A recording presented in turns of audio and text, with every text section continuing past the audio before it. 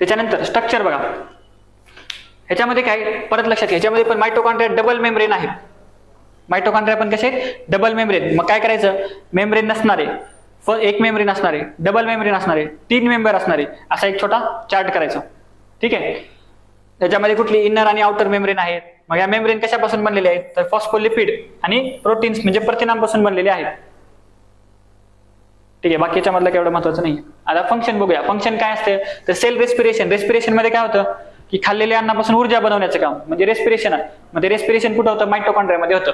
मग ह्याच्यामध्ये काय होतं, रेस्पिरेशन मध्ये एनर्जी कशी बनते, तर कार्बोहायड्रेट, लिपिड आणि प्रोटीन यांचं ऑक्सिडेशन होतं आणि त्याच्यापासून एनर्जी होते. म्हणजे आपण रेस्पिरेशन मध्ये काय होतं, ऑक्सिजन घेतो ना, ऑक्सिजन वापरून त्याचं ऊर्जेत रूपांतर होतं. मग काय ती ऑक्सिडेशन रिएक्शन.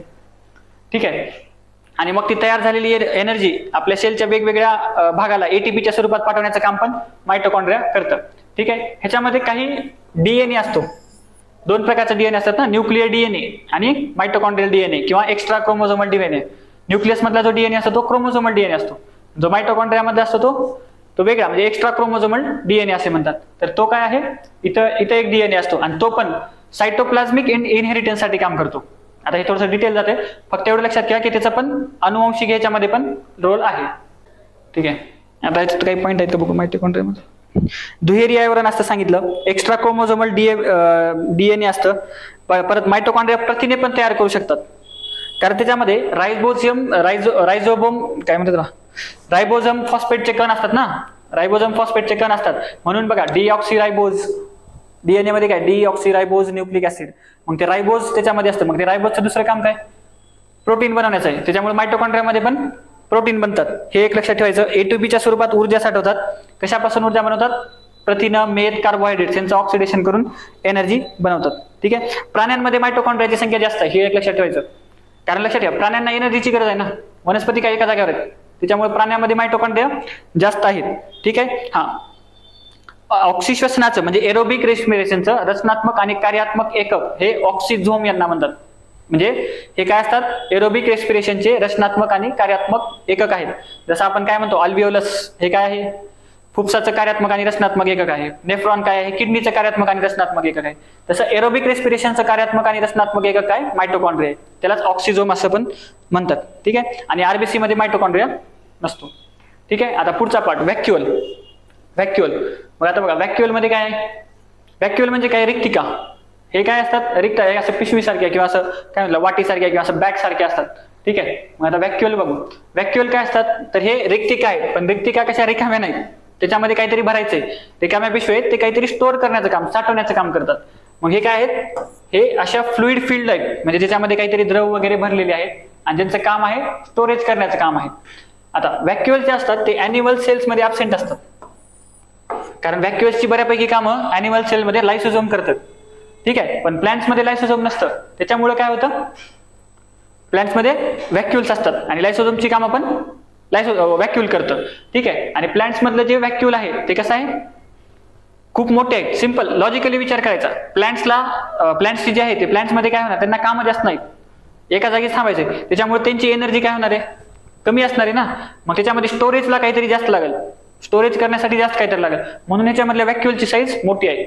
ठीक आहे. आणि व्हॅक्युअलची साईज अशी मोठी आहे आणि व्हॅक्युअलची साईज मोठी असल्यामुळे न्यूक्लियस साईडला जातो. परत तुम्हाला जेव्हा आपण अॅनिमल आणि प्लांट म्हणजे कम्पेअर करू तर त्यावेळेस तुम्हाला कळेल की व्हॅक्युअलची साईज मोठी आहे. का बरं मोठी आहे, कारण त्यांच्याकडे फूड जास्त बनणार, मग ते स्टोअर करण्यासाठी काहीतरी जास्त लागणार, मग ते लागणार. मग त्याची साईज मोठी असल्यामुळे न्यूक्लियस बाजूला सरकला जातो किंवा मायटोकॉन्ड्रिया बाजूला सरकला जातो. तर तेच आहे, आपला न्यूक्लियस केंद्रकात असतो अॅनिमलचा आणि त्यांचा साईडला सरकला जातो.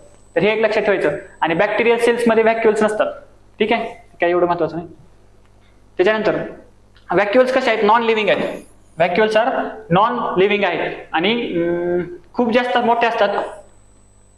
ठीक आहे. बाकी ठीक आहे, काय एवढं गरजेचं नाहीये. हा, फंक्शन तेवढं लक्षात ठेवा. मग फंक्शन्स काय आहेत,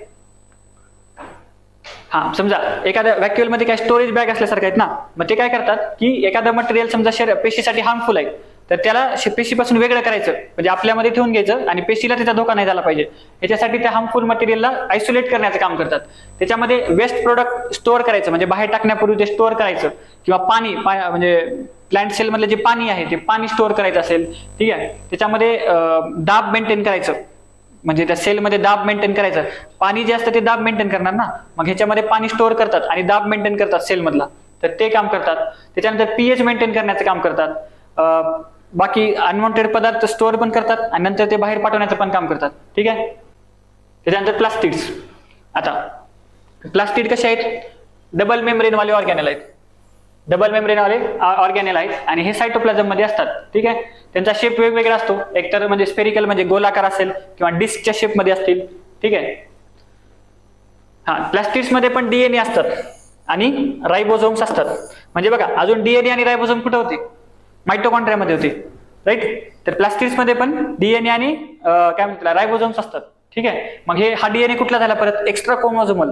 न्यूक्लियस मधला फक्त क्रोमोझोमल असतो, बाकी सगळे एक्स्ट्रा क्रोमोझोमल. तर हा एक्स्ट्रा क्रोमोझोमल डीएनए आहे आणि हे सेल्फ रिप्लिकेटिंग ऑर्गॅनेल्स आहेत, म्हणजे स्वतःला परत रिप्लिकेट करू शकतात. मग ह्यांचं काम काय? प्लास्टिडचं फूड बनवणं, म्हणजे अन्नाची निर्मिती करणं. तसंच कार्बोहायड्रेट्स, प्रोटीन्स, लिपिड्स ह्यांना म्हणजे कर्बोदके, प्रथिने आणि मेद ह्यांना स्टोअर करण्याचं काम करणं, ठीक आहे.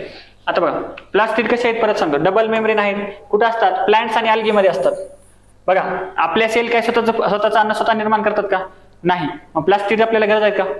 नाही. म्हणून अॅनिमल सेल मध्ये प्लास्टिड्स नाहीत. प्लांट सेल मध्ये प्लास्टिड असतात, कारण प्लांट्सला फोटोसिंथेसिस करून अन्न निर्माण करायचं आहे, ठीक आहे. मग ह्यांचं मेन काम काय आहे? मॅन्युफॅक्चरिंग म्हणजे फूड बनवणं आणि storage of important chemical compounds. कुठले? मग कार्बोहायड्रेट्स, प्रोटीन, फॅट्स, ठीक आहे. ठीक आहे. मग त्याच्यामध्ये अजून एक लक्षात ठेवायचं, ह्याच्यामध्ये काय असतात? प्लास्टिडमध्ये पिगमेंट्स असतात. पिगमेंट म्हणजे काय असतात? रंगद्रव्य. रंगद्रव्य म्हणजे काय?